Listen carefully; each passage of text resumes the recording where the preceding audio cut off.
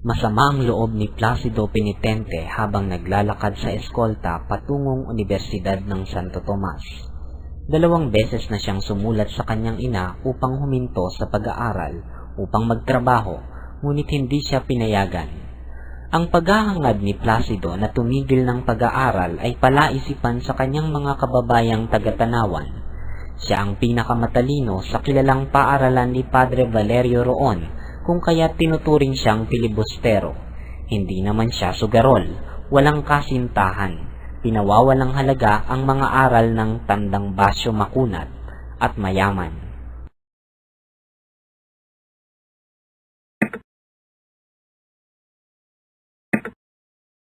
Nakasabay ni Placido si Juanito Pelaez sa pagtawid sa tulay ng Espanya.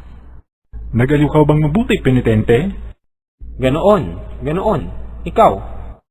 Masayang masaya. Naanyayahan ako ni Padre Camora na magbakasyon sa kanilang bayan. Sumama ako, at sapagkat maraming magagandang dalaga, hinaranan naming lahat. Napakasaya, walang bahay na hindi namin pinanhik. Nakakilala kami ng isang mangmang, katipan yata ni Basilio. Napakaulol ni Basilio. Aanhin kaya niya ang isang dalagang hindi marunong ng wikang Kastila, walang yaman at naging alila pa. Napakasungit niya, ngunit maganda. Isang gabi hinambalos ni Padre Camora ang 2 naghaharana sa kanya. Buti na lamang at hindi sila napatay. Masungit pa rin siya tulad ng iba'y may mangyayari rin sa kanya balang araw.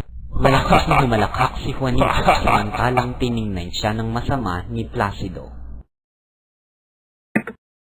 Nang sila'y nasa universidad na at naghihintay sa mga propesor, isang karwahe ang huminto na naging sanhi ng bulong-bulungan ng mga binata. Bumaba sina Paulita Gomez, ang katipan ni Isagani, at Doña Victorina. Ngumiti at buong giliw na binati ng Doña si Juanito na yumukod sa harapan nito ng buong galang. Namula naman si Isagani, ngunit kiming nagpugay. Habang papunta sa kanyang klase si Placido, tinawag siya ng isang estudyante upang lumagda sa isang papel. Mamaya na, ibig ko munang mabasa. Napakahaba, hindi mo ba nakikita? Si Macaraigat ang iba'y humihiling na makapagpatayo ng isang Akademya de Castellano, bagay na isa lamang kalokohan. Mamaya na, nagsimula ng klase ko. Nasa titik o na ang propesor sa pagtawag sa pangalan ng mga estudyante nang sumungaw si Placido sa pinto ng kanyang klase.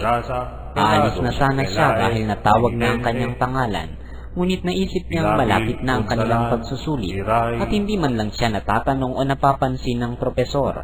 Inisip niyang ito na ang pagkakataong siya'y makilala. Katumbas ito ng pagpasa sa loob ng 1 taon. Kaya pumasok si Placido ng walang ingat. Pakaladkad niyang nilakad ang kanyang sapatos. Napansin ito ng propesor at tiningnan si Placido na parang sinasabing, Walang galang, magbabayad ka rin sa akin.